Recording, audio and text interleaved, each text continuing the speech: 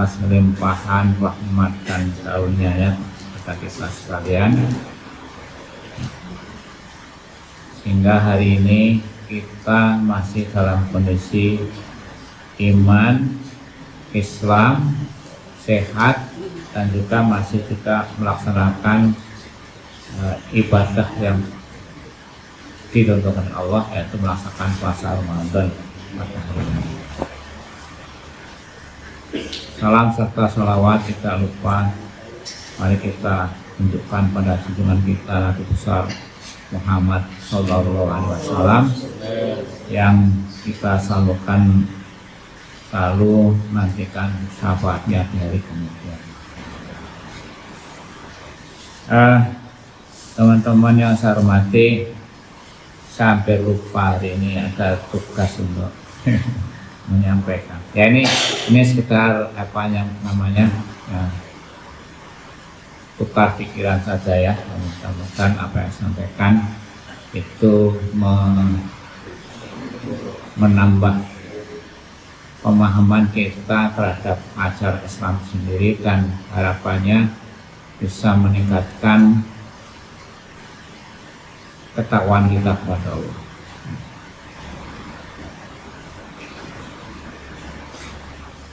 Saya kira sudah banyak disampaikan oleh para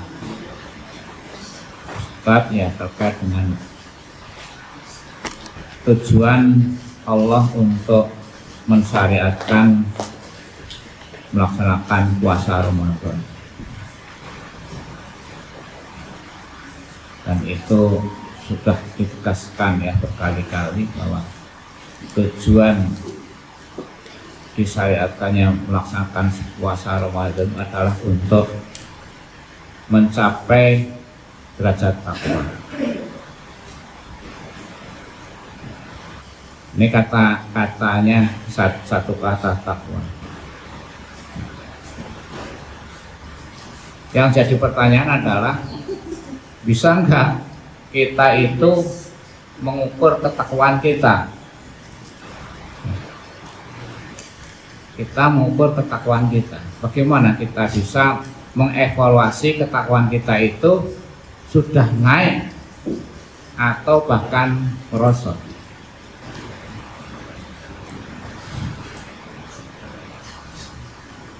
Hari ini saya mencoba untuk menyampaikan hal bagaimana agar kita itu bisa mengevaluasi, mengukur apakah ketakwaan kita itu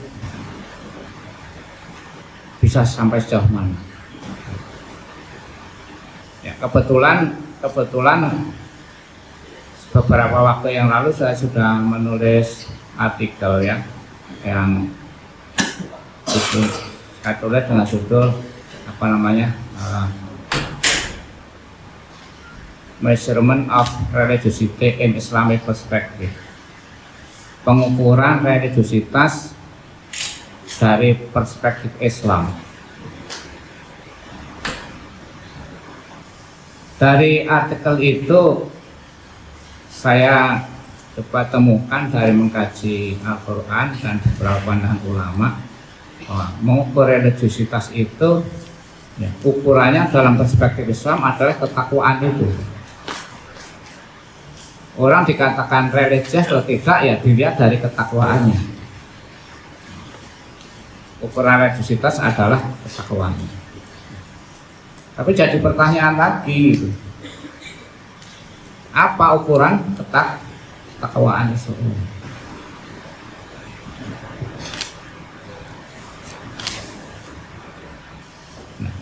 Dari mencoba mempelajari dengan segala kemampuan saya dari Al-Quran surat Al-Baqarah ayat 1, 2, dan 3, kemudian dari surat Al-Baqarah ayat 177, kemudian dari surat Al-Imran ayat 133, 34, dan 135. dan beberapa hadis ya, kita dapatkan bahwa ketakwaan itu secara garis besar dapat dilihat dari 5 hal. Dari 5 hal.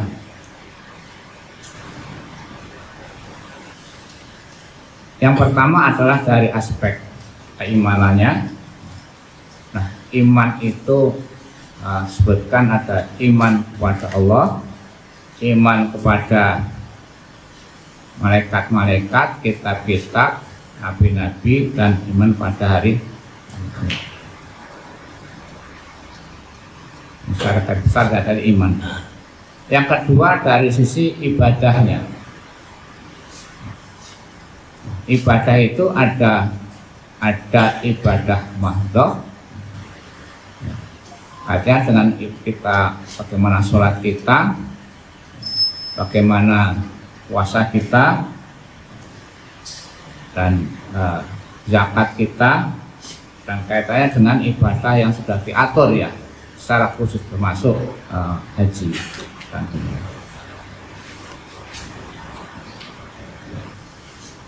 Kemudian ibadah ghairu mahdhah. Ibadah apa saja yang diniatkan karena Allah, bukan bernilai ibadah.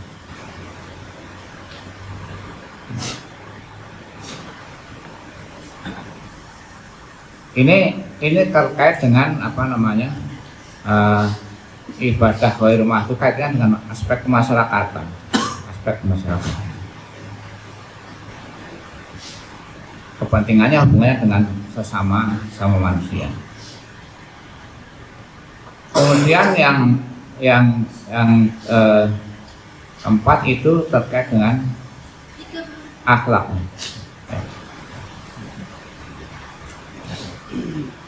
Yang ketiga tadi ibadah ghairu mahdhah, masyarakatan. Yang keempat kait dengan akhlaknya. Nah, akhlak itu kalau kita lihat juga terkait dengan akhlak, ada 3 kategori. Akhlak kepada Allah, akhlak kita kepada sesama manusia, dan akhlak kita kepada lingkungan.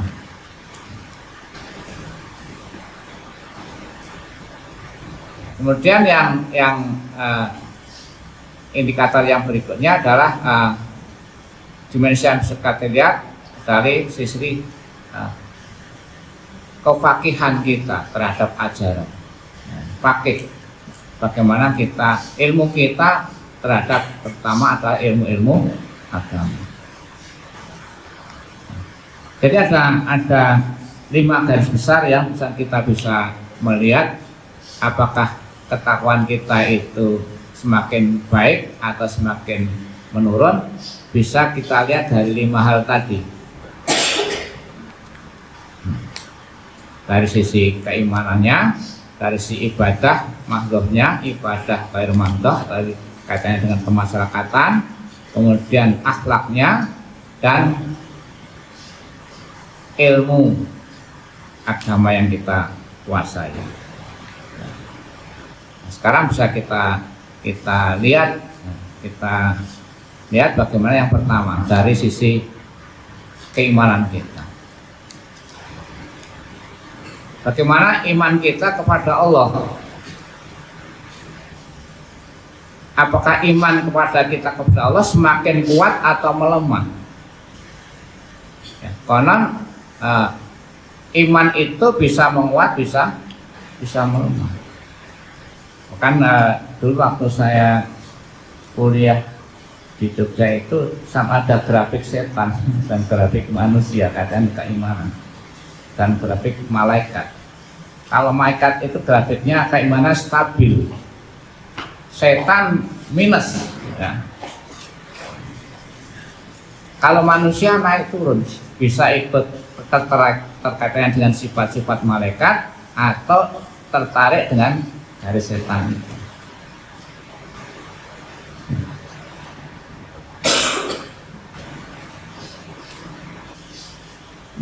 Karena untuk menunjukkan kekuatan iman kita kepada Allah, ya bagaimana?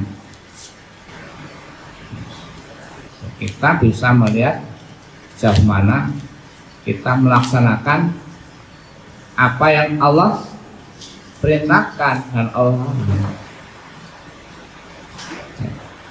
Ya. Semakin kita kuat melaksanakan apa yang amal kita, melaksanakan apa yang Allah perintahkan kepada kita, kemudian kita juga semakin kuat menjauhi apa yang Allah larang, ya, yaitu sebagai tanda saja bahwa iman kita meningkat. Nah, kita bisa evaluasi diri kita, sejauh mana kita melakukan amal-amal soleh yang diperintahkan oleh Allah dan Rasul. Ya. Itu bisa kita renungkan lah. Kita tidak perlu melihat orang lain. Kita bisa merenungkan sejauh mana kita melaksanakan amal-amal itu.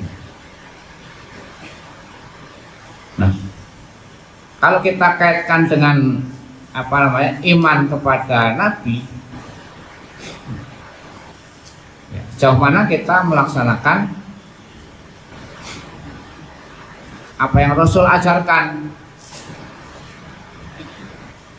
Kita cenderung meninggalkan sunnah-sunnah Rasul atau cenderung untuk melaksanakan, atau bahkan kita tidak pernah memikirkan sama sekali tentang sunnah Rasul. Apa semestinya Rasul ajarkan kepada kita untuk dilaksanakan. Semuanya terkait dengan amalan-amalan kita.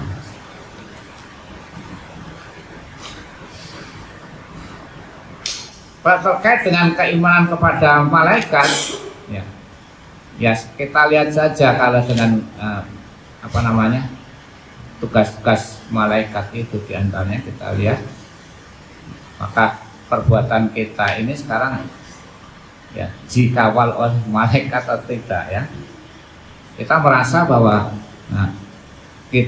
perbuatan kita dikawal, misalnya terutama amal baik, amal buruk dicatat. Nah, ini juga terkait dengan keimanan pada hari akhir.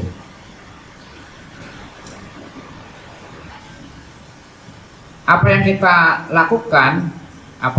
lakukan, ya mestinya terkait dengan keyakinan kita pada hari akhir, bahwa pada hari akhir itu ada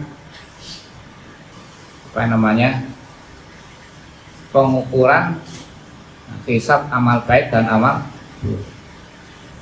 Kalau kita meyakini itu, insya Allah kehidupan kita akan lebih terkendali, tidak melakukan hal-hal yang dilarang.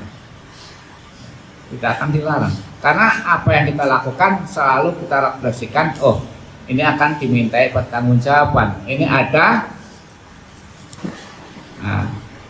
hal yang dipertanggungjawabkan kepada Allah, sehingga kita cenderung untuk melakukan hal-hal yang diizinkan saja, menjauhi hal-hal yang dilarang. Ini kaitannya dengan dari sisi keimanan. Nah, itu yang kita bisa merasakan sendiri, ya, tentang keimanan kita. Dan yang kedua terkait dengan ibadah kita, ya bulan Ramadan ini sejauh mana ibadah kita, ibadah ya terutama ibadah mahdohnya, sholat kita, puasa kita, ibadah-ibadah yang sudah diatur itu semakin baik, semakin sempurna, atau sebaliknya semakin acak-acakan, gitu, semrawut gitu ya. Kalau puasa Ramadan tajatnya adalah untuk mencapai takwa, mestinya pada bulan Ramadan dan seterusnya ibadah kita semakin baik, kuantitas maupun kualitasnya. Kita bisa ukur.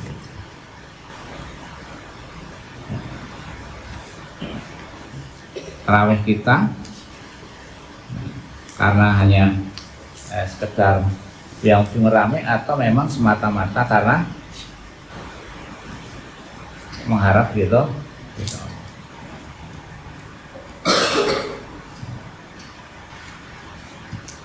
Kemudian yang berikutnya tentang ibadah ghairu ma'dhah, terutama terkait dengan masalah aspek ibadah sosial ini kemasyarakatan.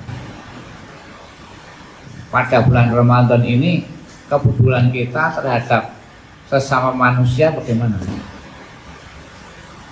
Ya, umumnya bulan Ramadan meningkat ya umumnya. Ya, sedekahnya ya. Dan sebagainya. Ya, kita harapkan setelah Ramadan juga menjadi lebih baik lagi kepedulian kita terhadap orang-orang, terutama orang-orang yang membutuhkan ke masyarakat.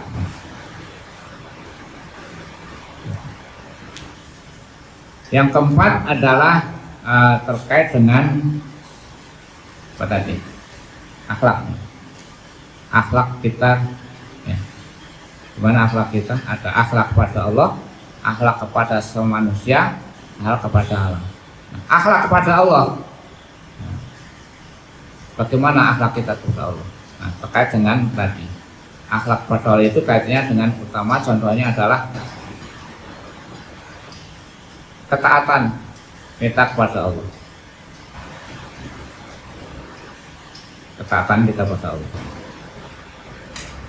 Apakah kita menjadi semakin taat atau kita semakin jauh pada Allah? Nah, contoh, jadi berusaha melaksanakan apa ya.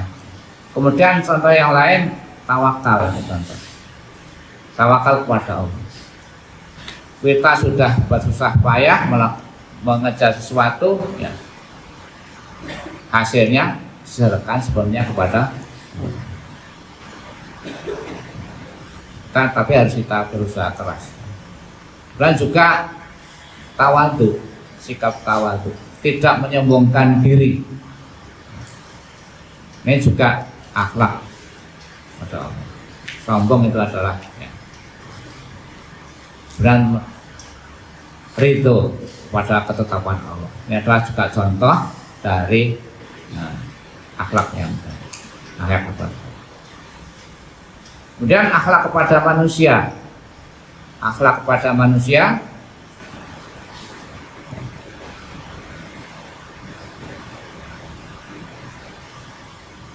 yang kita contohkan adalah ya, kejujuran